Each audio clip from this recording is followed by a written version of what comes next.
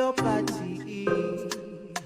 Hey, whoa, whoa, hey, hey, yeah, yeah, hey, hey, whoa, whoa, whoa, whoa, yeah, yeah, yeah.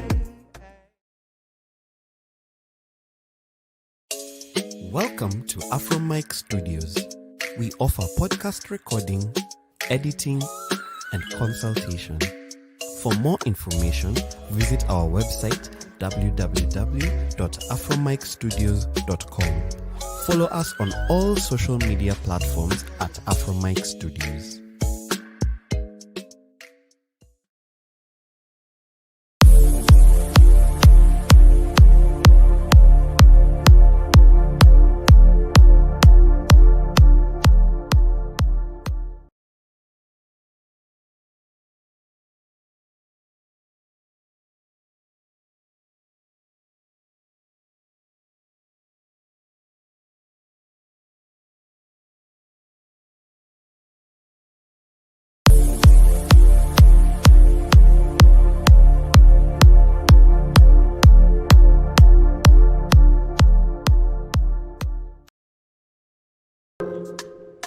Oh, your party.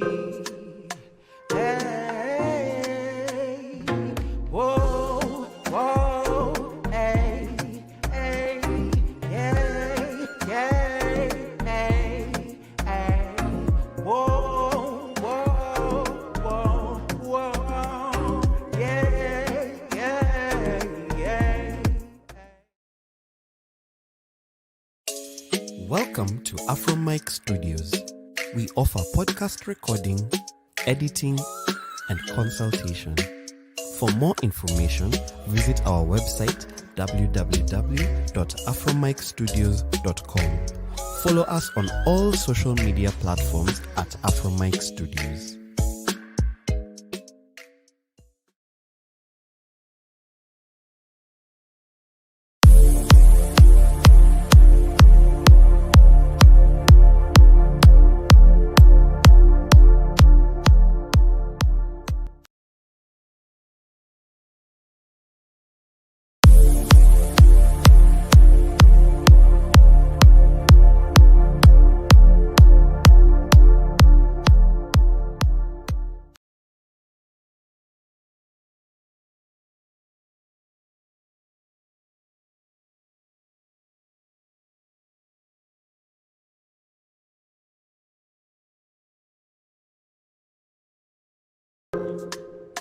Oh, your party.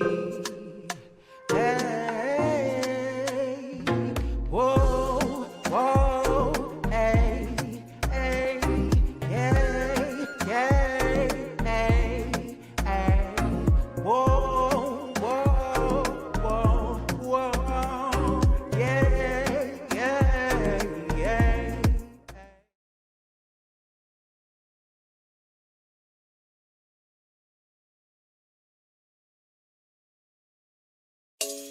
Welcome to AfroMike Studios. We offer podcast recording, editing, and consultation. For more information, visit our website www.afromikestudios.com. Follow us on all social media platforms at AfroMike Studios.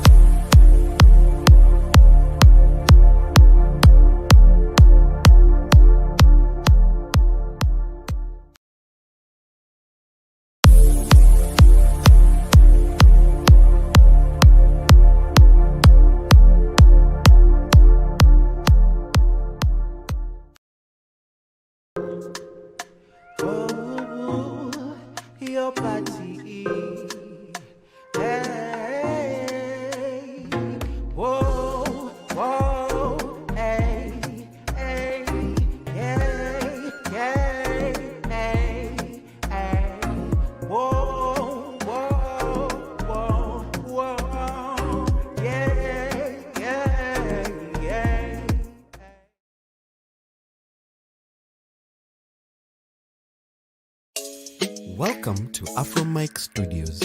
We offer podcast recording, editing, and consultation. For more information, visit our website www.afromicstudios.com. Follow us on all social media platforms at AfroMic Studios.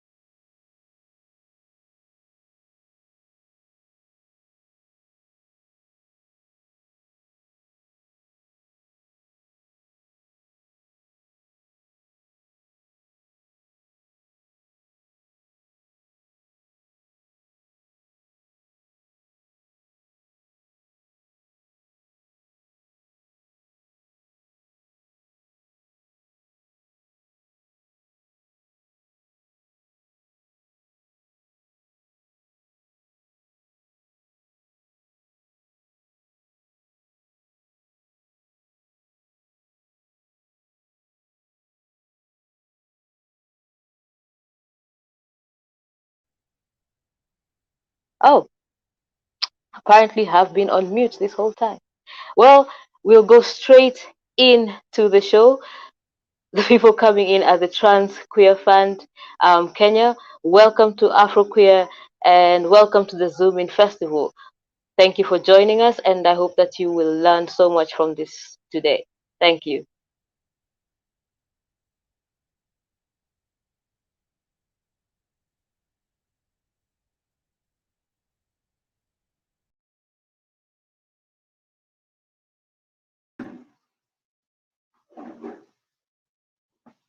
Hi guys. Hey. Hey. Oh, Hi. everyone's audio working okay? Yeah. Yeah, it's working well. Okay. Oh, it's so nice to see your faces on the screen. Yeah, hi to everyone joining us from everywhere across the internet and across the world. Yeah, hi, we're Trans Queer Kenya, also known as Freedom Babies. So I'm Karitha, and I'm going to let everyone else in the team. We're missing 2 people tonight, unfortunately, but we'll also introduce them in absentia. So maybe we'll start with McKenna. Just like, who are you, babe? What do you do, and where do you do it? Me. Me. Yes, McKenna. Yeah. Sorry. So my name is McKenna. Gito. I usually get nervous during introductions because I forget who I am or have been for 25 years. But I'm one out of 6 of the Freedom Babies, Stroke Trans and Queer Fund. I guess I write, I cook, I eat, I do so many things, exist. So you guys will just know me as we go on because I'm really blanking out right now. But yeah. Yeah, that happens with intros. Yeah. Jabari and then Mumbi. So it's always like, oh my God. Yeah. Suddenly you don't know yourself. Yeah. Never done a thing. Hi guys, I'm Jabari Tirop Salat. Who am I? Good question. I'm a freedom baby over here. a human rights defender, activist, a lover, Ooh. which has also Okay. say. Mhm. You have great nails. People are living well. People are living good. Yeah, but I think freedom baby encompasses everything I am. I think, yeah. Mm. I like it. Oh yeah, okay, so Yeah. that's me. My name is Mombi Kanyogo.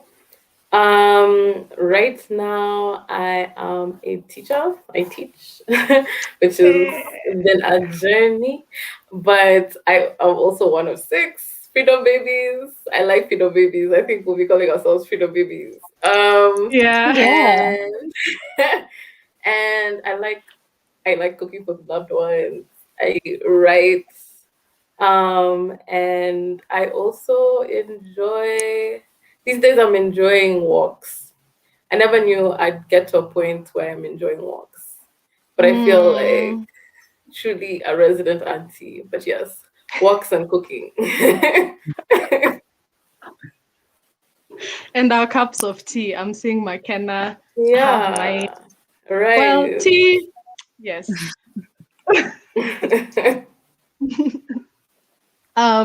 Also one of the freedom babies, Karetha, like I said.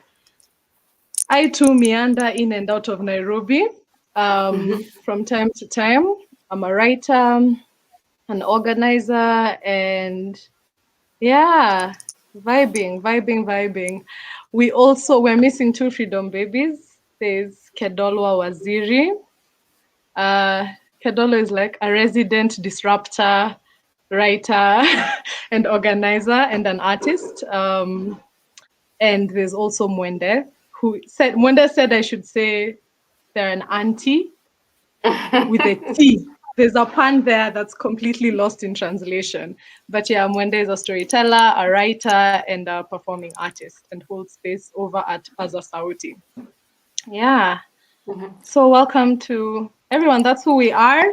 And I wanted to invite each of us and even anyone watching to imagine if we had like a digital altar, what would you place on it? What would be? We have like a clean, laid out space, an image, a person, a place. Yeah. And this altar is it's towards what? Towards this conversation, actually, towards the intentions of this conversation. Okay, so what's the Yeah. intentions of this conversation? And the work also. I think for me, it would be like all the organizers, the writers that we've all learned from that kind of shape the kind of work that we do. So I'm thinking of people at like Mother Social Justice Center. I'm thinking of other people doing mutual aid around the continent, from people in Uganda to people in Zimbabwe, the people that kind of we're looking towards as we're doing this, starting this work, and as we continue to do it. Of course, our Lord and Savior Audrey Lord. Um, yeah, and all the other really great people doing this kind of work. Yeah. Mm, Mhm. I like that. Um, I Jabari. just I Oh, okay, McKenna, sorry, whoever's. sorry. I go. I think I'd bring sage first of all. Mm, A lot of sage to the altar, just for good vibes, basically. yeah. Yeah, I'd bring a lot of community communion, and that's the spirit, because we need it to do what we're doing, and we need that spirit also to contribute to the conversations we're having, and because the conversations we're having platforms such as this, I would like go into the work we do, and tea because yeah. Yeah. Always, always. Yeah. Mm. McKenna? I just want freedom for every trans queer person. Freedom not only in the financial sense because we're a fund, but freedom to love freely, freedom to hold a lover's hand in public, freedom to heck get married, have kids, adopt kids. Just freedom to do anything without fear of judgment, persecution, or death. That's yeah, that's yeah. Mm, yeah. Oh, freedom, please, please, please, please, please, freedom. I'm saying, oh, Valiant. Valo is saying they'd bring a photo of the moon, always. And I think I'd bring a shot of Konyagi for the ancestors. Just clear the ground, like a shot of Konyagi and maybe some wildflowers. Maybe some wildflowers. Yeah. Flowers for sure. For the softnesses. Yeah. Yeah, so and people in the comment section, feel free to also bring what you're bring your ancestors, bring the benevolent ones, and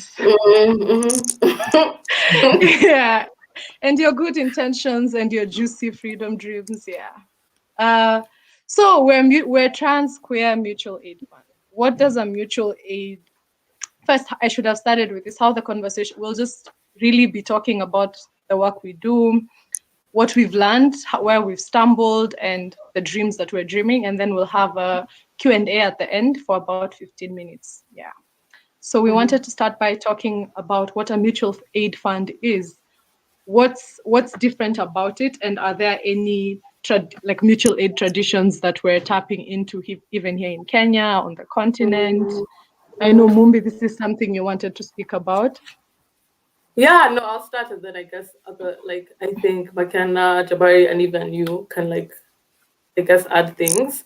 But a mutual aid fund is at the base it's about building community. It's about relationship building and creating space that's both accessible and transparent for people to get their material needs met. I think an important part about mutual aid is the lack of red tape, because I think often when people want to, especially trans and queer people who are highly surveilled and often not trusted within communities, it's very hard for people to access the resources that they need, particularly in moments of crisis. Because the other thing that's important about mutual aid is that you're building communities and you're building relationships by attending to people's needs. And I think oftentimes needs are seen as things that are like transactional or things that are about, and I think there's a lot of like stigma around that. So even creating a safe space or safe channels for people to ask for the help that they need is very important in mutual aid, because I think we take for granted like how hard it is to actually make a request for help, like at a time when not having the things that you need is treated with so much shame and treated as something that you should feel ashamed about. So even that is important. Or we also treat people who, or I think a lot of the I guess traditional sources of help often treat people who need help or need support, which is most people like under capitalism, as people who we should be like suspicious of, people that we should be wary of. So it's about really creating space for people to get the support that they need, and then also creating space for communities to decide where the money that they're contributing is actually going. Because I think there's a lot of a lack of autonomy around money. Because oftentimes what will happen is a lot of organizations have money that's earmarked for particular things that are not necessarily what communities need. So I think an important thing about mutual aid is like literally thinking and attending to people's needs, people's like material needs, also in a timely manner. Because I think that's an important part about not having red tape, because oftentimes you have to go through such long processes, and at the end of it, you might not get it. So I'd say, I think those are the things. But I also would like to stress that it's not only monetary things. It can be exchange of skills. It can be exchange of, like cooking for each other. It can be like teaching each other. It can be providing like services, like if you're a lawyer and someone needs a lawyer at a particular time, you can provide those services. Yeah, and I think those are the things. Those are, I guess, the points I wanted to hit about what mutual aid is. Yeah, I don't know if anyone else has any other things to add. Jabari, you look like you wanted to. Um, Mombi has said it, but yeah, Yeah. the mutual aid for me, what it means is people, especially from a community and a marginalized community, coming together to do something about whatever is lacking, to fill the gaps that are lacking within the said community. And I think is what Transqueer Fund is actually doing. How it's differently is, I think, breaking the barriers of organizing. You know, the bureaucracy, the all of that that is usually um, very traditional in the way we organize Yeah. in the Yeah. communities in Kenya. So I'd say uh, to cue the freedom babies, what we're doing different is that and especially fiscal, when money is involved, we are breaking those barriers of bureaucracy and yeah, within organized. Yeah. Yeah. Yeah, definitely cutting that red tape. Yeah, Mombi? I just wanted to add, I think an important thing about mutual aid is that your relationship building, not only in moments of crisis, because I think that's what happens. We become very reactionary in moments of crisis, but really what we should have is communities that you can tap in when things are going okay, or when there's not a large scale crisis and you're having a particular problem yourself, or even when you just need something and it's not a crisis. We should have those communities already prepared. It shouldn't be that we are now, when COVID hits or another kind of financial disaster hits, that's when we're organizing. We're supposed to be organizing in advance of crisis. I think the other part that you asked about was like things that we're, pulling on, like other models that we've seen. I Yeah. think it would be like a lie. It would be erasure for us to say that like this is like a new thing. It's not. It doesn't just come up in moments of COVID. Like we have ancestors, we have elders who've done this work before in different forms, like from our aunties who did like merry-go-round like funds, in moments where you like contribute to each other, so that and help each other like get through the month just for your like basic necessities. You're all contributing to like a pool of funds, and then when someone needs it, you take it out. Like to me, that's a form of mutual aid. People really contributing to other people's like empowerment in ways that don't have barriers. So I think if we're attentive, we can actually find those examples around us very easily. Yeah. Yeah, somewhere where you can go and you don't have to give like a long story of woe to legitimize why you should be helped. Like McKenna had also talked about just that invasiveness, that basic indignity of having to feel like you need to prostrate yourself on the ground so that you are now Yeah. eligible for your community to Yeah. care. Yeah. That sense McKenna? of dignity. Yeah. That's like in a lot of the requests we've gotten, or even outside the fund, when I look at people asking for money to either finish a school project, for fees, for hospital, you need to break down your pity in so many ways, and that really hurts. Like, it should just be enough for you to say that a family member has surgery and we need XYZ amount of money. Here's the pay bill and stuff. But for you to start breaking down how they were sick from 2010 to now, that's really, there's a certain dehumanization to Yeah, that. yeah, And we see it when we get requests from people like, it's enough for us to just be told, hi, I need money for groceries, I need money for rent, but someone will feel like they have to tell you their whole story. And I get that, because when I ask for money, I also do the same thing. yeah, But it's really painful to do that. I was explaining to someone that if you're in a position to help, without struggling than just do it without having to be told this whole sob story about, you know, XYZ. If I Yeah. know that Kareda needs 500 for something, then why do I need a whole breakdown over a story that's spun over like 1 year, you know? So yeah. Yeah. That's so, even me when I'm asking for help, like it's always like, God, do I deserve help? That's number one. Which is all those things we've seen even from seeing how charity models worked from when we were young, and like the pictures and all.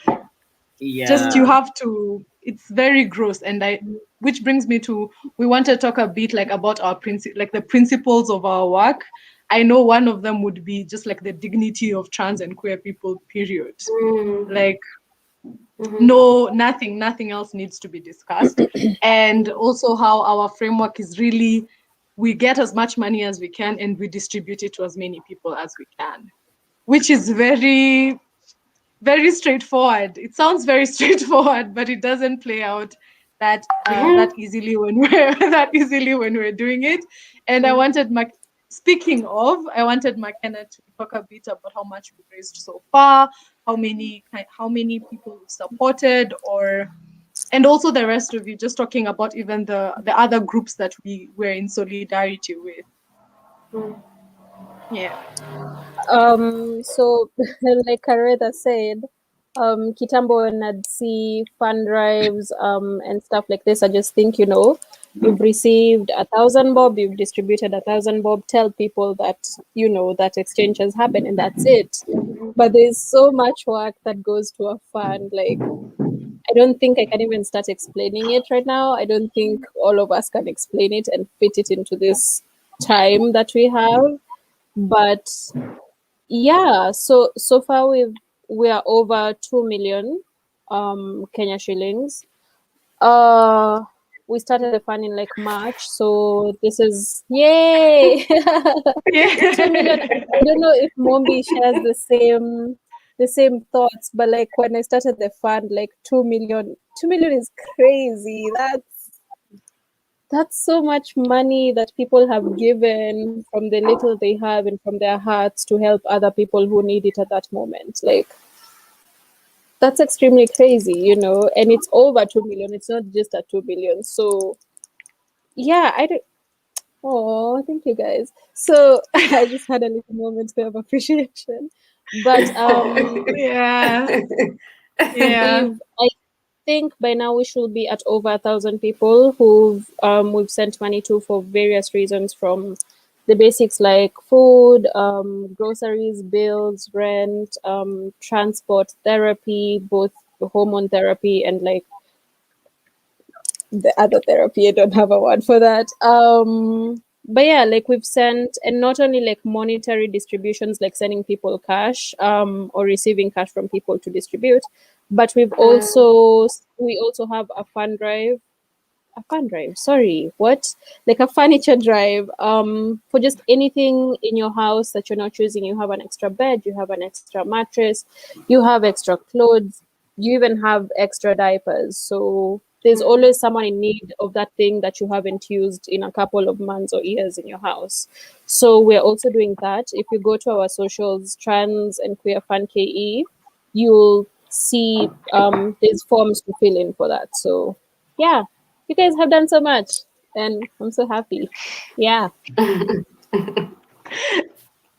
Snaps. So cool. Snaps. Jabari, you want to talk about like some of the other groups we are in active or ongoing solidarity with, or that we've been able to support through the funds that have been raised? Yeah, I wish Kedola was here, but yeah. Yeah. So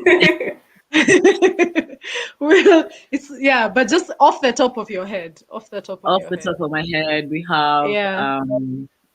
we support we've been able to support especially legally trans and queer persons. We've supported Andrew House, we've supported another safe house in Eldoret, and a couple other safe houses, and people coming together, which I think it's very, very important. This is very important. The fact that Yeah. people have started organizing by themselves. because sometimes we run out of funds and we still get requests. So it has been amazing to see that guys can be like, okay, we've organized this, please can you just share it on the page so that people can see that we have done this. We've supported women from Kibera. Mombi had mentioned there's another group from Kibera. We've legally, together with other groups and other persons, have been able to assist people to get legal aid. We've been able to support guys in the Kakuma camp, and some refugees also within the country who are trans and queer. And I forget the community. I mean, I wanted to add there was the End SARS protest as well. Oh yeah, and even last year during Sabasaba, I think those things are also important because the thing is, like where all this care work we're doing, like the bio says, is spending revolution. Like, yeah, we're distributing money and everything, but we also want to be very clear that we're political in that, like we're not we're not just distributing money, we're also wanting people to look at and engage with the structural issues that make life so hard for trans and queer people, and how that just shows up in different communities. Yeah, but that's so precious to me. Those connections are really precious. Yeah, thank you for mentioning that, because I'm actually looking back and I'm like, guys, we're actually doing a lot. So much. So much. Yeah. Yeah, that's true. That's true. And I mean, we're always talking about community. And last year's Pride Week, the theme was financial solidarity with trans and queer people. And that's also something that's also an intention that we set. And that's one of the ways the fund participated in Pride Week. Looking back a year later, I think we're getting to a year from Pride Week, from Kenya Pride Week last year. What has financial solidarity financial solidarity look like through the mutual aid fund, or just like in the spaces that you've been in and seen? One of the things that kept coming up in a lot of the like get-togethers we had, like from Pride Week, was class and how it operates in the Kenya trans and queer community. How we're queer, but we're classed differently, and that's something we want to have to engage with actively. What do you guys think we're doing on that front? Or what questions are we asking ourselves? What kind of reflections are we having? Yeah. Mumbi, do you want to start? I was waiting for McKenna to start, but yeah, I don't know. McKenna, would you like to start? I mean, I feel like I was ranting about this yesterday, but go for it. What I was telling you guys yesterday about like what I have noticed from my side with the fund and with these other things, it's just mostly people who are also in need helping other people who are in need. Like Mumbi needs 250 and I have 500 mbele nyuma. You'll find that I'm sending her that money. And maybe somewhere out there someone has like 50K. So sending Mumbi this 250 wouldn't be a hassle for them. But we are not seeing this happening. It's just the same I'm in need this month, and you're gonna help me, and then next month you're gonna be in need. So it's just like what Mombi said about the merry-go-round. Mamas come together and they all have like struggles at home, but they pitch in a certain amount every month for whoever's gonna be in need next time. So I still don't know how we're gonna get past that. Is it something we're not saying? I don't think so. Like the fund and so many other things have been active for such a long time so I'm not understanding where the disconnect comes in. Like, because some of the messages I get after people have donated like 300 bob, 100 bob this is the little I had, I hope it helps someone. And it does. Like 100 bob is like packets of unga, but I'm seeing more of those from my side as compared to people who are well off and doing well and could chip in without it denting their pockets. So hapo sielewi kabisa nini inaendelea. Yeah. Yeah. Yeah. Yeah. I think it kind of highlights like what I think Karida like started the conversation with. Like we're all queer, we're all trans, but then there's a way that class fractures interests such that like it doesn't matter what kinds of identities you share. At the end of the day, you're going to choose your own particular like class interests, you know? You're not going to choose community. You're going to choose to protect your particular like spots and the particular like dreams you have for your future instead of thinking about it like collectively, you know? And I think on the other part, like we have to even be careful about what we call collective because, you know, not all of us have the same dreams for this community. Not all of us want the same things. We all want different things. And I think we need to worry about taking for granted that we all want like everyone in this community to be well. I don't think it's true that just because you're trans or queer, you want the best for everyone. I don't think that's true. I think a lot of the time people choose class interests over like community. But I also think it comes to like individualism because we are living like in a very neoliberal Kenya where like it's truly you, your dreams, everyone is for themselves.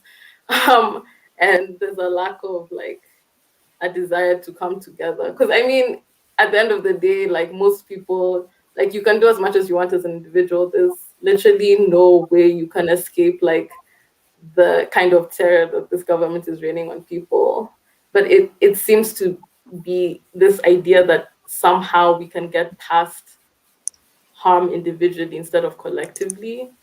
But I think the other thing though is, yeah, I think for me it's individualism and then also people choosing class interests. I think more of us, like especially like those of us who are like working jobs and that we have like enough money to take care of ourselves, really need to think deeply about what community really means. Like, is it enough to just call yourself a community because you have shared identities? Or are we really going to be intentional about taking care of people's material needs? I think we all need to be very intentional about how we define community, very intentional about then even how we engage in community. And I think a lot of us have been very comfortable with just saying we're part of this community based on shared identity when like we need to take care of each other. Like it's like not negotiable at this point. Like we have to take care of each other. Yeah. For me, I'd say circling back to what mutual aid means, and especially what it means for us. And as Mando has said, not it's not because we want to organize only when there's something, like especially something negative, something bad. It's like, oh, we need to raise bail money for guys. Oh, the guys who need, who are arrested, so we need money. It's also thinking about mutual aid in a sense of community. And when you think about community in that sense, it's it's for the good times, bad times. So where are we? Where is that pause?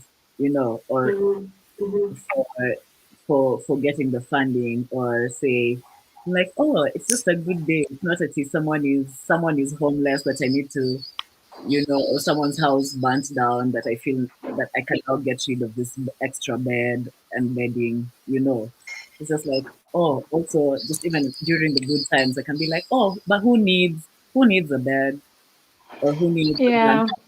you know Especially like whatever the time, we're there for each other in that sense. We'll pull resources together at the goodness of the time. It shouldn't be just because there's COVID, people don't have foods, people are being kicked out, or it's just also, sometimes they're like, okay, so whatever group this is, who needs to go for a road trip, say,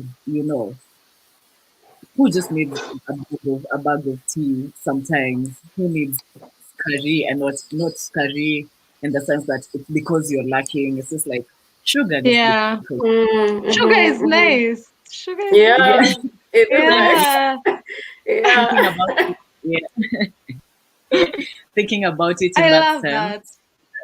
Yeah, where it's not organizing or like communing just because of all of these afflictions, or our point of communing is because oppression and because afflictions and because of all of these things. And also that's how you find that I'm like, okay, I don't know this person other than that they are trans like myself or queer like myself, or like we get funding or we get assistance from trans queer. There's nothing else that we share in common, you know. Like Yeah. that is where it ends. That's where our communing ends, which I think is something that we need to think about differently. Mm-hmm. That's real. Yeah. This is where communing Oof. ends. That's I like sitting that. even on my heart. Yeah, I like that too. It's Mm-hmm. like I feel like it's saying like I want to like we're not only struggling together, we're softening together. Like Yeah.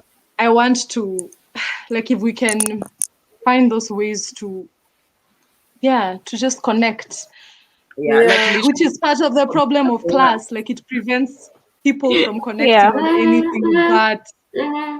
Yeah. whatever Yeah. you guy wants. One. Yeah. Like even when we say, I know like a big thing has been there's no like communal spaces in Nairobi just because of just the way that the government doesn't invest in communal spaces, you know. And most of the times people will meet in like, you know,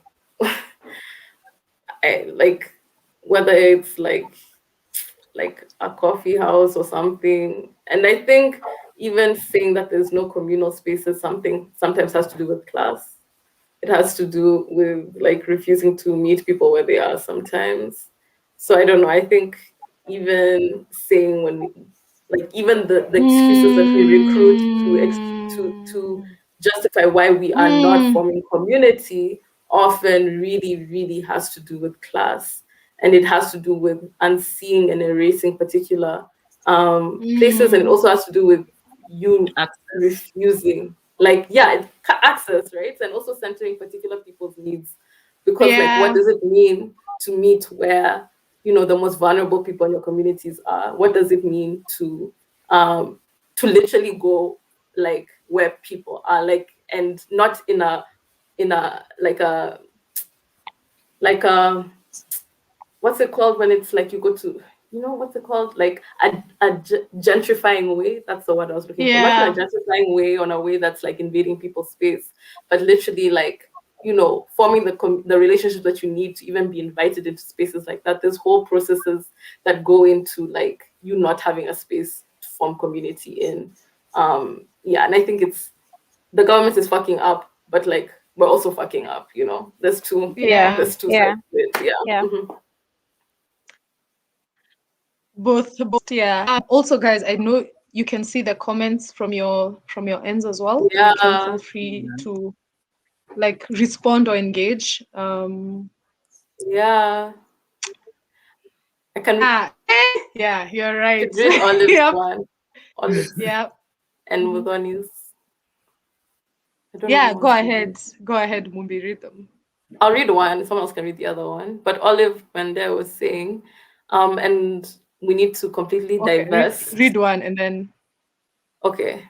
And we need to completely divest mutual aid from capitalists' gaze and center it on community. This is both on community and personal politics. And yeah, definitely. I think there's a mm, way that sometimes it can get co-opted into like capitalist needs. I Yeah. mean, like a big question we've been dealing with is about donors. I don't know if someone's talk about that. Like a big yeah. challenge for us was like Go the start. answers, like, you know, this Yeah. like, yeah, like I don't know, someone else can talk about it, but this thing of feeling like, you know, individual contributions can be very sometimes, I guess, within this like like the frameworks already exist, it's seen as unsustainable, and Yeah. us feeling like we need to get donors, but then at the same time, like there's been so many conflicts with that. I don't know if someone's talk about that. Yeah. Yeah, I hear Yeah. that every time. Like, why is Transquare is really doing well, but then why wouldn't you just, you know, register and get donors. Instead of asking for funding every other time, instead of like Make a business. Remember that time? Make it Make a business. make a business. It's like Somebody that's said the that. opposite. It's like Babe, I'm telling you, we go through it. We see things. You've shown us things. You all should have things. start a business. But yeah, I'm Like it become an it NGO essentially. become an NGO. You know, you would do greater, you would do better things, you do bigger things. If and I'm like, there are organizations that exist that work in that way. We are here because we are filling a gap. Like this is our place, and this is how we're doing it. Like us, we're fine. Yeah. Yeah, we're fine doing it the way we're doing it and where we are because there's a need for that. There's honestly there is a need for that, and the reason why we're doing what we're doing is because we've known our place. We've taken up like a place, like a within all of that. But then so do we want to? Have we been tempted to have those conversations of Yes, we have. But then what would be the point? What would be the point? Then who will do the work that is being done right now? Because also once you register, once you like you said, there are people who are already doing that. Yeah, and that is a totally different ball game, Like we want, for example, the need, the way we redistribute resources, the way we get resources and redistribute resources is like a whole totally different ball game from when say someone doesn't have to 50. I get requests for like 50 bob and I want to cry, someone is just like me to 50 bob to eat, So then what happens if you need to follow protocols? And then I'm like, okay, so the A4 has to do this.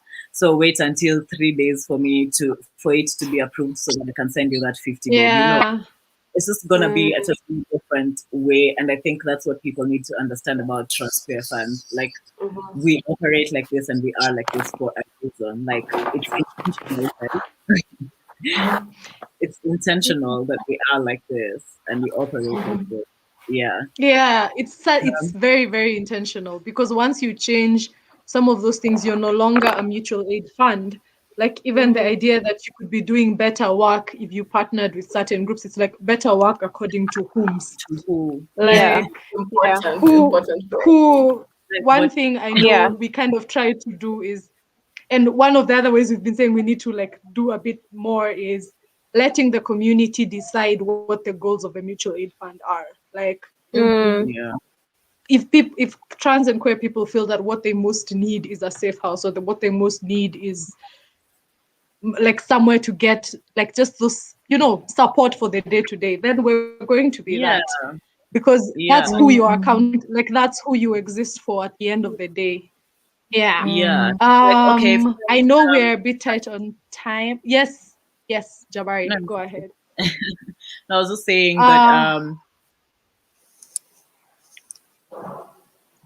you should go ahead, Jabari. It was just shedding the light on that also. It's like, okay, so say there are programs for SRH, sexual health, reproductive health, rights. There's programs for, all of these other things, and which is mostly the big things. But then I'm like, okay, I'm catered to by the community, the larger community in that sense, but then I don't have transport to go to work.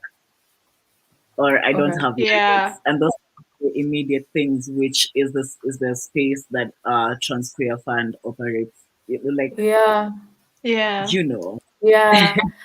I'll just add to that actually, and like based on what you're saying, like we're doing work that's necessary and needed, and we have this space of our own. But the other thing is like we have to consider like who are we accountable to, and what does it mean to add particular donors, because that changes the dynamic of accountability. Now we're no longer accountable to people who need support, the people who are actually within this community and make it. Now we are accountable to people who have resources because of the way that capitalism works, simply because of the way that capitalism works. And the people Right. And the people who have benefited from a system that's fucked up, like why should they be determining where our resources go and who we help, and how fast we help people, And Exactly. yeah, like truly just the way that things work, it's like you're accountable to whoever is like funding you under this system. So Yeah.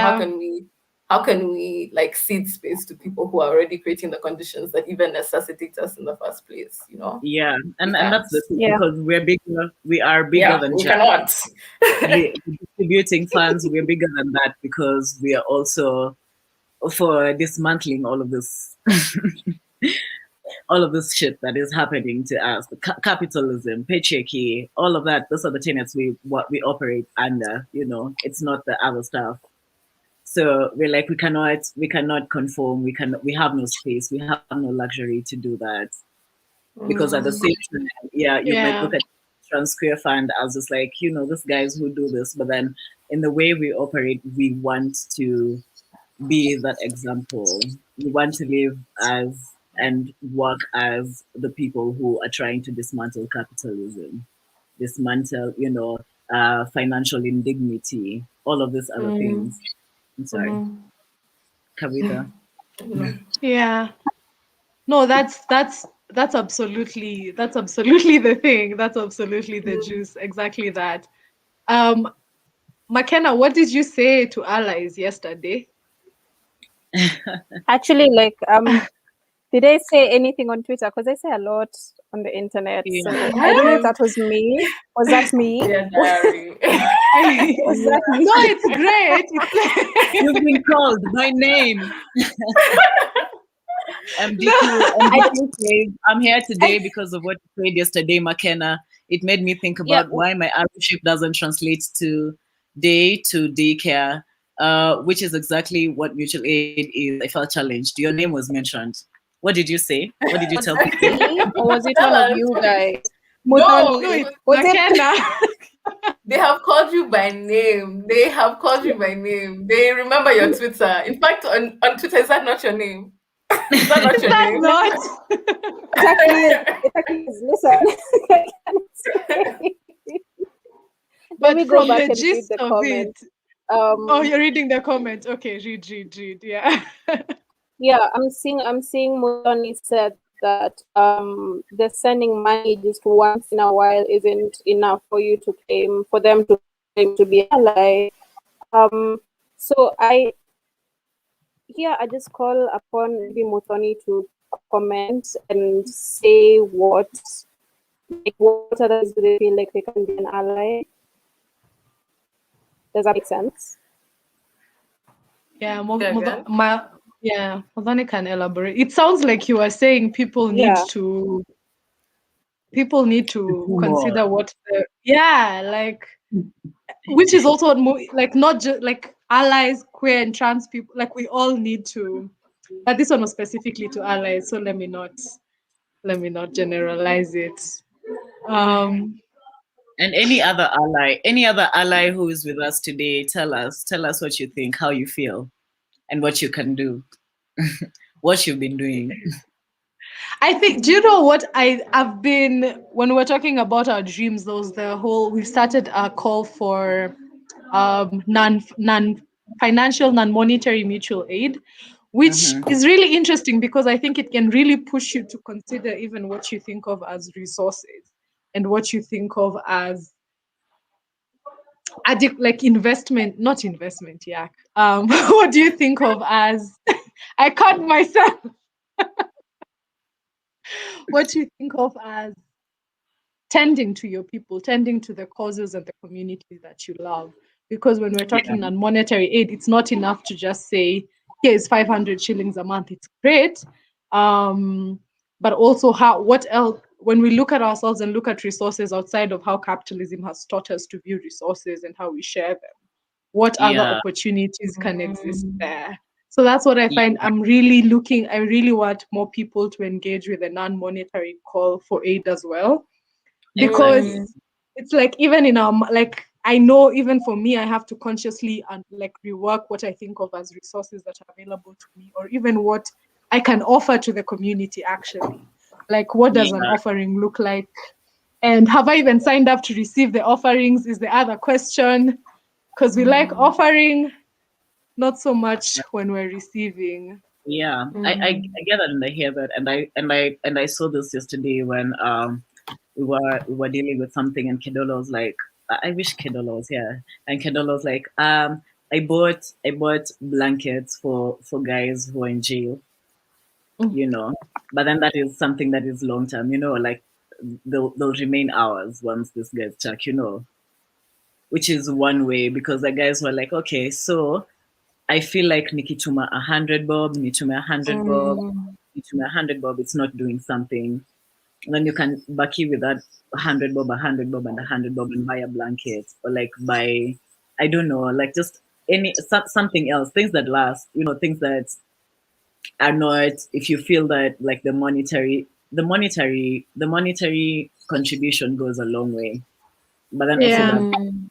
the other ways to contribute. And I feel like guys, and we've also focused a lot on only the fiscal, the money, the chums are like, okay, we did this, we did that. Because even when we are accounting, when we share, we're like, okay, so this is the amount we were able to collect, and then this is the amount you were able to redistribute. But then really, I think we also need to start saying also, and we got 6 beds because people have been doing that. We got beds, we got clothes, we got utensils, we got, you know, furniture, stuff like that, so that we can also just like build this culture around resources, not Yeah. just shoes. Yeah.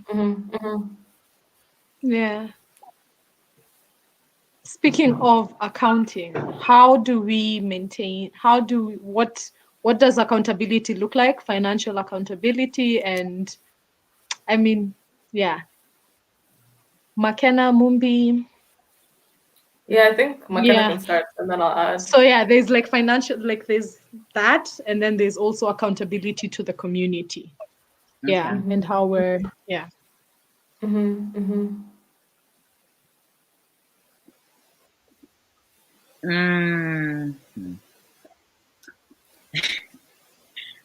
Let me start, and I don't have the answer to this because it's also something that we're trying to We're grappling. We're grappling. yeah, internally we're like, how do we also like also stay accountable? How do we get, you know, apart from, of course we do due diligence. Okay, like, okay, this is the amount of money we collect, where this is the amount of money we redistribute, the amount of money enye tumebaki nayo kama imebaki saizi we don't have money, you know, that is as far as we've gotten with that. And just like also Yeah. the baby is just agreeing that we're doing this and we're not out here to finesse Amas due to do what that is what has been happening to be honest. Like, yeah.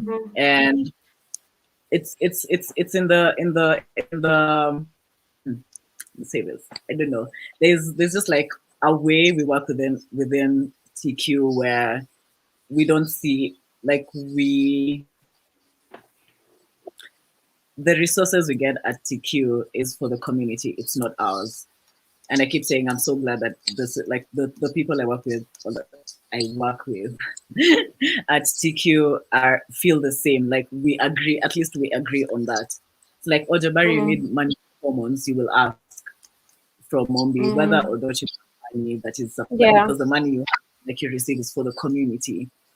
And we're not in the Yeah. community. So you the community, and if you need to also ask, you know.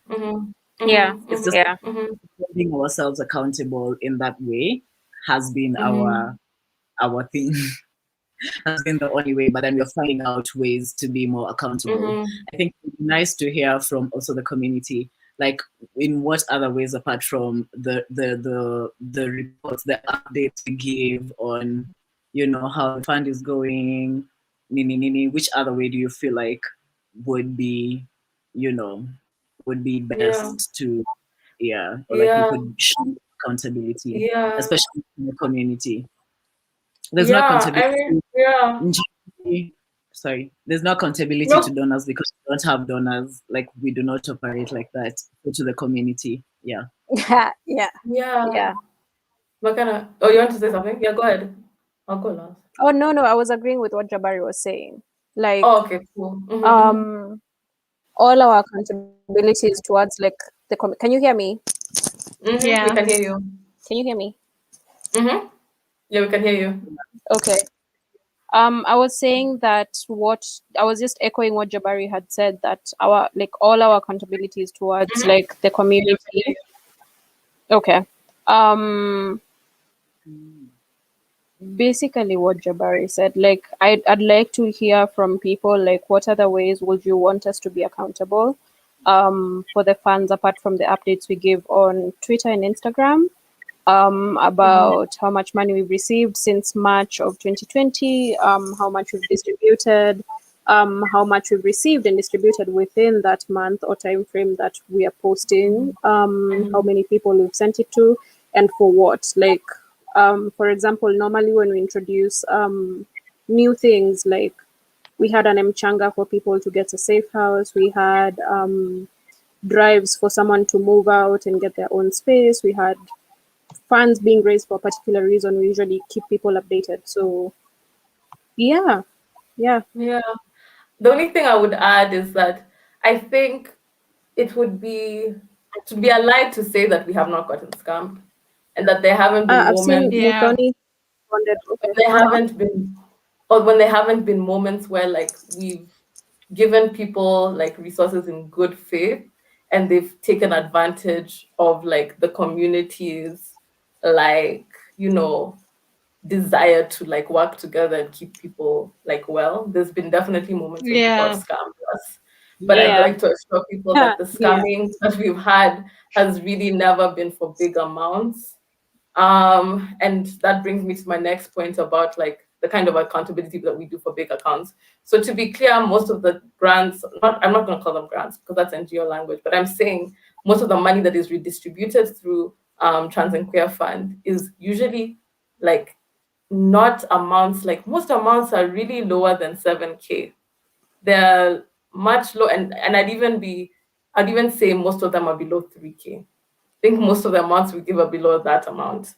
And for those ones, because I'd say a lot of the times you can tell when someone is scamming you. You can tell like when, because a lot of we operate on social media, so you can see when like someone has just formed an account like 2 days ago, and has literally just created it in order to like scam you. Also, on Yeah. top of that, like we're also within this community, so a lot of the time it's very easy to just like be able to see how who this person is connected to and like how they even got to know about the fund, and you realize that they're connected to other people in the community who can therefore like vouch for them if we were ever to have like a particular problem, Yeah. where we were like wondering about this person's credibility, whether yeah. um I think the other thing to say is that when it's large amounts, and when we've done particular drives for people, we do ask for receipts because it's a large amount of money, and we want to like make sure that we're keeping up, and that the money is going into the right places because it's a large amount of money, and we take that seriously. That people have, contributed a lot of money for this person to be well, and so like we mutually agree with the person like the receipts that they're going to send us. But obviously, we're not going to ask them for the receipt for the money that they spent on like, food on Unga. I think that like contributes to like a surveillance culture, and especially when a Yeah. lot of people like shop in places that don't have receipts. Like I don't know where they're going to find the receipt for the one tomato that they bought yesterday. Like I think that's part of like the type of culture that we're trying to fight against. But things like rent, things like electricity or stuff like that, things that I guess are sizable, we'll ask for receipts from, and if that person is so gracious, they'll provide us with that, like those receipts. But like it's a constant struggle, and we do case by case, like there's no way for us to say that we're going to have um like a blanket policy for everyone, because again, not everyone's situations are the same. So we Yeah. really do are intentional, and we do have rigorous conversations, sometimes like disagreeing about like how we should attend to like particular cases. But we're not lax about these kinds of things. It's a constant struggle, to be honest. And I hope we are able to have wider conversations with people who have other ideas, because again, we're just 6 people, we have limited ideas, and I'm sure other people have other ideas. So like similarly to Jabari and McKenna, I have the question of what other ideas do people have about what accountability might look like for us. Like, we are always open to ideas, and maybe we should create more spaces for those ideas to be shared. Mm, I wanted to add on accountability really, um, on the other side, on the other end, the community itself. Um, you know what? It's okay. It's fine. Yeah. Okay. Yeah. I mean, actually, this is part of what even our conversation process looks like, even when we're having conversations just like the Six Freedom Babies. We're like, okay, what are we thinking? What are we grappling with? And one of the questions we wanted to discuss here was things we are stumbling on, places we feel that we're stumbling on, or can we're finding more helpful ways of going about it. A lot of the things that we do are case by case. But we definitely, I also feel that we need to do more in terms of holding those community spaces where people can participate actively in the fund. We don't know what that would look like, but it's an intention we're certainly holding. Are there any things that you guys feel like we want to make a bit more clearer? We're stumbling a bit. We want to share this grappling with the larger Before before we community. move, before we move, Mudhoni was talking about how basically just when we're talking about it's almost always the same people just contributing to the same fund. Yeah. Always giving to the same fund, and that made me question why I'm not part of the everyday support and not just giving for crisis. I think we had talked about this, Yeah. and this Yeah. was I think we had tried to have like a system where people who want to give can give constantly, can give monthly, per monthly basis, yeah, which I think is also sustainable, and like just chilling and waiting for when A there's a crisis. crisis, Yeah. or Yeah. yeah. So that is another way. If you want to constantly give and not just give in times of crisis, then that's one way. You can be part of people who, because we have a couple of guys who contribute monthly, though we see guys doing that and after they stop. I don't know why that is. Do you know why you do that, The, guys? the Yeah, economy. But yeah, the economy. that's Tough it. times are here to Yeah, stay. Wayaki asked, could you tell us a bit more about the non-monetary forms of financial contribution and what else can we contribute? Anything and everything, guys. Like everyday things. Kama ni mwiko konayo, give us. We have people who are starting safe. Wanahitaji kijiko. You know, whatever. If you have like a house you're not staying at for a month and you want some Yeah, queer people give to have just Yeah. on let time, you know. Tell us. Yeah. hit Yeah. us up. If you're out of the Let me city, check. your apartment Like is just there. Let survive. the queers have a time. Yeah, Surely. we can't say what, because as a CC sometimes we're just like, oh, we didn't Yeah. even realize that we can have it because someone is just Yeah. giving us bed. We're like, Yeah. we didn't realize that we could actually, But then also Yeah. guys, and then we have to start fundraising for them or open a GoFundMe for them to get furniture, to get, if it's a desk, if it's a kijiko, if it's so you have ulinunua nyingi by mistake, give us. We'll find a place. We'll find a place for Yeah. them. There's no saying. Yeah. Ways Yeah. to contribute, but if you feel like anything non-monetary, monetary of course, but anything non-monetary, anything that you have goes a long way. People have all sorts of Yeah. needs, all sorts of needs. Yeah. Even services. Because And like for example, Even like books. services, books, yeah, like people need a CV, someone who can look over their CV for free, for example. Yeah. Someone who needs a lawyer, someone who needs a checkup with a doctor, but they can't afford it. Like Those A are things that tailor, people need. A Mental tailor, health, something. a you know, like, plumber. okay, I know I Yeah. can offer, I can offer 3 free sessions for people are in need. Like, there's no putting or no saying that this is what people need or this is what, Yeah. because for the Yeah. communities, the needs of us, anything you have to contribute, whatever you Meals. feel You touched, want to cook Yeah. for people. you want to Tell cook. Wait, us. Pikia We'll Watu. connect you. And it's not only in times of crisis, but now we can't socialize like that. Just be like, I love cooking. I Yeah. cooked. You know where this food can go. People need food. People are out. People need Just cook all and sorts say, of, I have yeah. I'm cooking this weekend and I want to give like 15 people food. Tell us. Or like, to be honest, like, we can't say what exactly, but then we get all sorts of requests from, and the needs are so many. You can Yeah. contribute to And that's start like to the invitation we're offering people. Yeah, it's yeah, an invitation. you can say, if you have any, because we have recurring requests, for example, for hormonal therapy, for example. This is something that is not once in a while, Yeah. it's monthly. Just be like, I Mm. can for someone this month, and then that will go to someone who needs hormones that month. Mhm. Sending Mhm. like, it's just anything in any way you can contribute. Mm. Someone had asked about self-care. Like, someone had asked what we do for self-care. This is something we talked about yesterday. Like, What do we do for I think people just for self and I don't know. community care?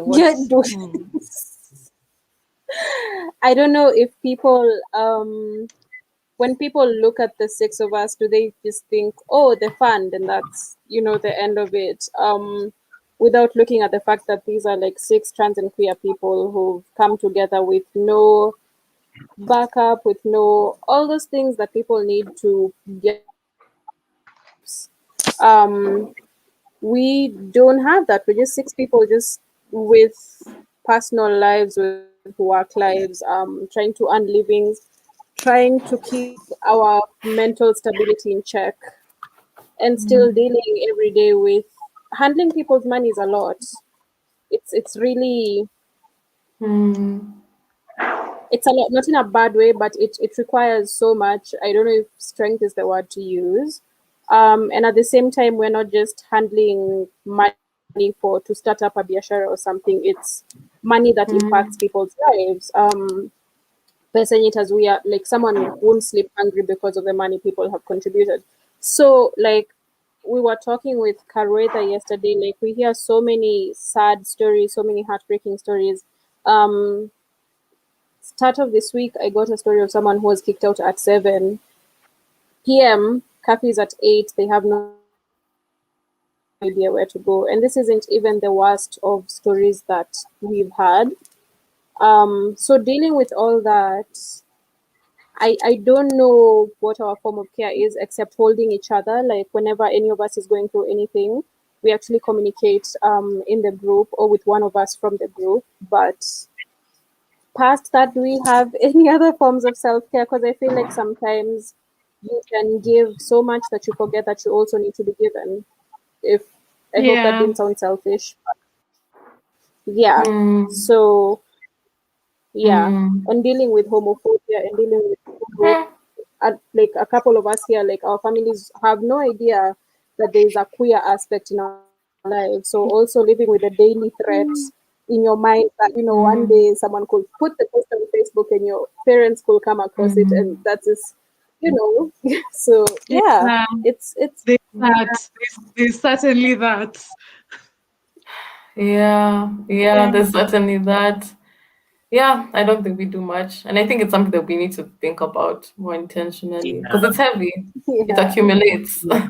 yeah, What I love about the group is we hold space for each other. It's just like, guys, I can't this Yeah. because, and I don't even have to Yeah. say much, or sometimes just say because Yeah. you There's no guys are, because you can just be like, I'm not doing it right yeah, now.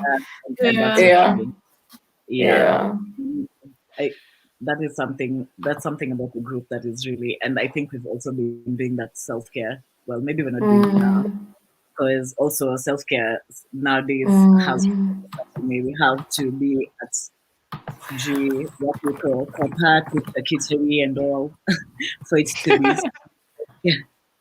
But it's like we don't do self-care like that, but then especially because the amount of stuff you take in, especially just given the nature of the case and all of it, it's a lot. And I love the fact that you don't have, you're like, ah, yeah, you didn't clock in 40. Why? Because who said, no, we don't have that. We hold so much space for each other within the team, and that has been like our self-care. Yeah. Yeah, it's almost like, for me, it feels like part of how we take care of each other is by having a non-hierarchical, like how we organize in itself is it's helpful. It's very helpful. Yeah. It's helpful. Yeah. Because I've been in spaces where you're organizing and you're not, like, it's not at all fun, or Yeah. there's no care behind it. Yeah. But I know we should we think wanted to talk about. about self-care. Yes, Self-care sorry, stuff. Jabari. I'm saying, but we need to think about more self-care Wait, stuff. I mean, if anyone listening wants to help us think about Please mutual, Yeah, help us please. think us. I don't know. We don't have a help like. us self-care. Help us. Help us. Help. Yeah, I know we had talked about some of the things that were breaking our heart this week. I don't know who between Mumbi and Jabari wants to talk about what's happening right now with trans and queer refugees, and yeah, just a bit, and then since we've been answering questions, and anyone in the audience can put out some last minute questions, we'll be closing in a bit. Okay. Okay. Mombi, Okay, share, please. yeah. I can go like overview, and then where I miss Jabari, yeah, you can add, and then yeah. So we've been working with this trans woman. She's from Congo. Her name is Emily, and I'm only saying her name because we've mentioned her name before. Like, I would never say someone's name who I've never consented, like they've never consented to me, like mentioning their name here. But Yeah. Emily, she's from Congo. She'd been in Nairobi for some time. And basically she used to be in Gakuma. It was unsafe, so she ended up coming to Nairobi. And for context, like refugees, trans and queer refugees in Kakuma have been seriously like brutalized and neglected by the people who are managing those spaces for a very long time. I'm sure many have heard of what had happened on March 15th when I think it was a Monday morning when Block 13, which is a house or like a space that trans and queer refugees in Kakuma share, was like there was an arson attack and 2 people in the house had second-degree burns. The international organization that manages that camp dilly-dallied on the care that they should have been giving people at that time, and even the care that might have prevented this attack in the first place. And what ended up happening is that they were eventually flown into Nairobi, and one of them passed away last week, I think, or the week before. Trinidad was from Uganda. And basically last week, a few people who were also refugees, including Emily, were gathering to mourn their friend. And on the basis of some false allegations from someone else, and also just like police eagerness to persecute like trans and queer people, as they were mourning and gathering to mourn, they were arrested, about 8 of them. And not only were they arrested, but the police went and destroyed their entire home because they were a safe house. They removed sinks from the wall. They broke tables, chairs. They did what police do. they policed. um, and they've been in jail for the last week. And of course, in jails did what jails do. They were beaten by the police. The police, in fact, told people in the jail that they were queer and trans. And so, of course, that led to even more abuse and beating. They were denied food, denied water, denied access to the toilets. As in, at some point, they were even saying 2 people an hour can go to the bathroom. They were denied blankets because they were cold and getting sick. They were denied a lot of things, basic human rights, subjected to illegal anal examinations, illegal HIV tests, all kinds of things. And yeah, now we're at a point where we're trying to figure out like cash bail. We're working with a few organizations. Should it not work, we'll put out a call to the community. But yeah, we're at a point where we're trying to get people out of jail, and which is will soon be prison. So yeah, we're trying to see. But the other thing that's critical about this is like, hopefully we get them out on time. But in the case that they're out, I know they're going to need a lot of psychosocial support, a lot of like resources, because a lot of their home was destroyed and looted after the fact, because the police also facilitated looting. So yeah, that's also something that we're thinking about, and what that's going to look like. Yeah, and then what it's going to look, what safety is going to look like after that. Because the other thing about Emily's case is that even before she entered that safe house and she was arrested, her house, which she shared with some other queer and trans refugees, was also set alight, and all their things in their house burnt. She then tried to find another house. The landlord literally served her eviction notice saying that, the usual, you're scaring the kids with your transness type of thing.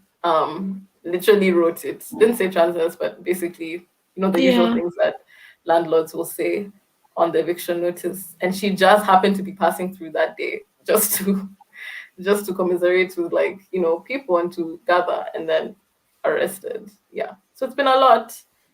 And I don't know, my heart is really, really broken for her and for them. Yeah. I don't know what else to say. Yeah, it's just really painful for them. Yeah.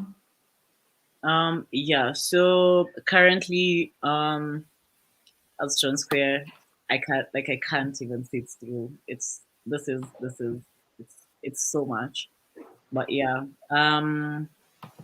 our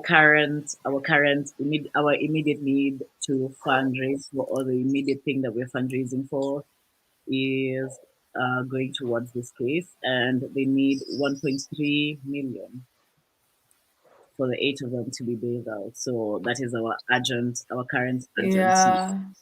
And in the spirit, when you see your screen on there, they're like contribution stuff. But yeah, just saying.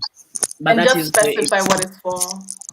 Yeah, that is our immediate need right now, is to get them out of jail, to get them bailed out, and for that we need 1.3 m.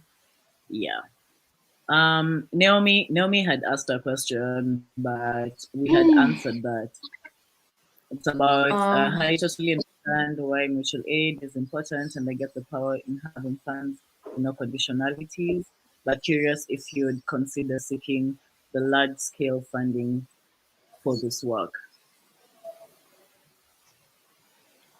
No. I mean, I that's the large scale funding is very.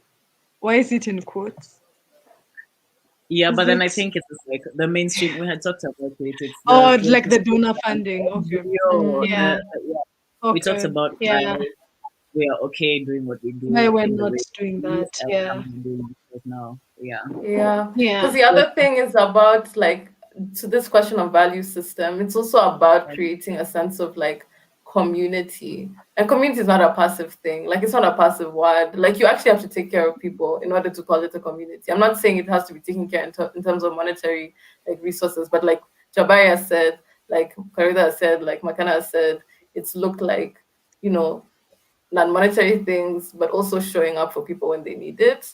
And I think the thing with donor funding is that, like we said before, you're accountable to them, you're not accountable to your community. And then on top Yeah. of that, like I think it also means that we're not working hard to form community. We're depending on people who actually don't necessarily care about us in that way. And So also what yeah. that will look like, I mean, in terms of our, it's, it's a bit weird sometimes to take money from certain places when you're in solidarity with, how can you be Others in can. solidarity with poor and trans Kenyans and Mm, partner with certain organizations? It just Yeah. mm, cancels itself Yeah. Yes, out the and capitalism dilutes. stuff. Just, Yeah, yeah. Yeah. So just I Also, want, yes, Make?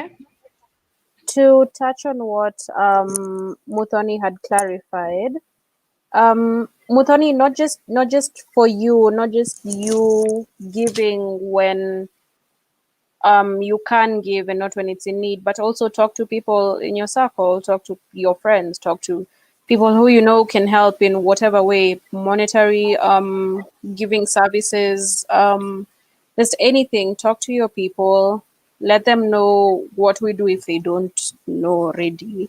Um, yeah, just talk to people, because the other thing that we experience is people do not, um especially with allies, I don't really like that word. Yeah, you're sending money every month, but you're not telling your friends who can also be sending money or supplies or services. So like I don't know what solidarity looks like. To me is like all round, not just unajuna supporting the fund, but like you're not spreading word out there, so Yeah, yeah. Yeah.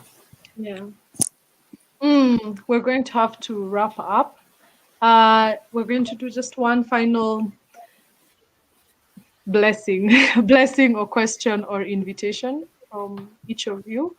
Thank you so much for everyone who's joined us. Remember that we're currently raising money for trans and queer refugees.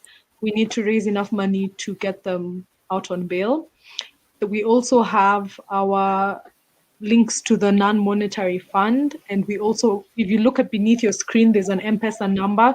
It will show us Sharon Gito. And the PayPal is also there for you to send. And our socials is where we post a lot of the things that we're doing. We're on Twitter as Trans Queer Fund KE and on IG under the same name. Yeah. yeah. So everyone like a final Um, Jabari. for people for people who are not watching, for the guys who are listening, the M-Pesa number is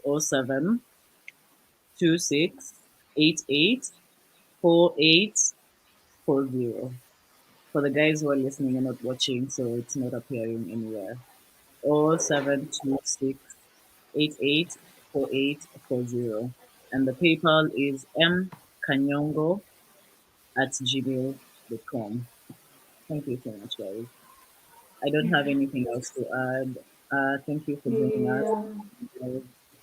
We had Mm-hmm. asked two questions for the allies. What have you been doing and what do you think you can do? Mm-hmm. And the other question was, how do you think we could more accountable? Yeah.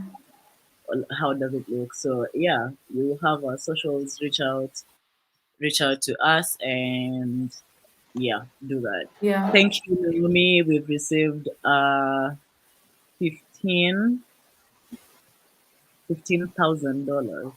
Is that correct? No, no, the question was like whether what the call for the refugees who need cash bail. It's not 1.5 Or it's million one dollars. it's No, it's Oh, 1.2 it's million. 1.3 million Dollars. Kenya 1.2 shillings. million. Yeah. Kenya shillings, which yeah, translates to about Oh yeah. $10,000. Yeah. But 1.3. Yeah. yeah, but to be clear, we're first of all trying to see whether we can get like the organizations that, because at the center of this whole like issue is a particular organization called Nature Network, and they have like they're doing calls and we're helping them to like organizations that have like the the funds to be able to take on such a big amount. But should that fail, we'll definitely put a call for people to like don't like contribute to the cash bail fund. So we'll definitely do that, and it will be on our socials. We'll give more information about that. Of course, we're like updating you on what happens as things go along. But yeah, I have nothing else to add. It's been great talking to everyone here and answering people's questions, and also just hearing people's thoughts. Again, like for me, my closing thing is like, what can accountability look like? Like, I'd love to see other people's ideas, and hopefully, I'm hoping that in the next month or so, we'll be able to create a space where we can actually have more of interactive conversation with people, where people can actually ask their questions, or people can contribute their conversations, or we can even like grapple with ideas together. So I'm hoping to put that space together. So look out for that. Yeah. Thank you. A lot of thanks to you. Yeah. Like Freedom Babies, you're so awesome. We're so awesome. We can just take a minute Yeah. to we're so dope. Yeah. Sending Thank vibes you. to Thank you. Kedolwa and Mwende. Yeah. Thank you. Yeah. And want to thank AfroQueer and Pod. Yeah. So much. Yeah. Want to thank AfroQueer Pod for really giving us a space to talk about like who we are, and also answer people's questions. And also, I think it's our first like thing, like our first like big collaboration with an organization, and it's been so exciting. And you should continue to check out AfroQueer podcast. Like some great stuff. Like they're even great. the ones from last week was so perfect. Great. Yeah. Great. McKenna, Great me, content. I'm wishing, what am I? Yeah, I've left with a lot of questions as well. It's always so nice and affirming to see the Freedom Babies and see the other Freedom Babies on the internet. It's many serotonins. I'm grateful. Many shout outs. Jerry, Isaac. We see you. Yeah. Me, I'm just Valiant. We see you all. Oh, Valo, thank you so much, guys, for like attending. Yeah. Thank you. Thank Imali. you constantly to the team. Thank you so much. Oh, Imali is here. Hi, Imali. So I'm gonna start doing shout outs. Sorry. But just thank you to everyone who's attended, who's supported us throughout the year. Thank you so much to you guys and Mwende and Kedolwa in absentia. Like, I'm so grateful, so grateful for this family that we have. Yeah. So, and thank you to AfroQueer. This was really cool of you guys. So yeah. So we need to give it back to AfroQueer. We're giving it back. Yeah. Thank you, AfroQueer. We're giving it back. By force, we're giving it back to AfroQueer Pod, please. Thank you, AfroQueer Pod. Thank you. All right. Bye. Thank you guys so much for that very informative session. Thank you to the Freedom Babies and the Transquare Fund in general for all that they've managed to teach us today. Like, they've shed so much light on how to be an ally, how to support them, how to support the community in general. All the stories they've given us, everything has been so amazing. Thank you also to the audience, everyone who's watched from Zoom, Facebook, YouTube. It's been such an interactive, lively session. All the questions that you people have been shooting our way that have been answered. In case any questions have not been answered, you can always DM them or contact them directly, or also contact us, AfroQueer, and we'll be able to pass the questions over to them. So that brings us to the end of today's session. That is week 3 of the AfroQueer Zoom In Festival, where we take a closer, in-depth look at different queer organizations and activists and people doing amazing things in the community. So next week, we will have our final session, which will be hosted by a team, a very special team, of a show that we are launching as AQ Studios in the near future, called Adventures from the Bedrooms of African Women. Hey, Charlie, this one will be hot. So the hosts of the Adventures from the Bedrooms of African Women podcast, that is Nana and Malaika, are going to take us through a session next week.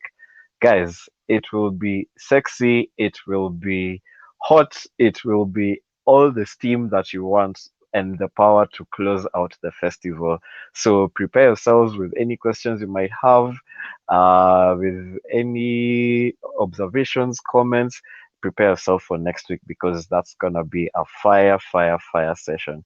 Once again, thank you everyone for everything, for the audience, to the Freedom Babies, to everyone who commented, asked a question, for your interaction. Thank you so much. Until next week, see you.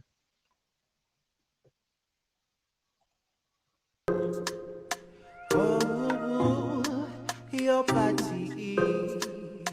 Hey, whoa, whoa, hey, hey, yeah, yeah, hey, hey, whoa, whoa, whoa, whoa, yeah, yeah, yeah.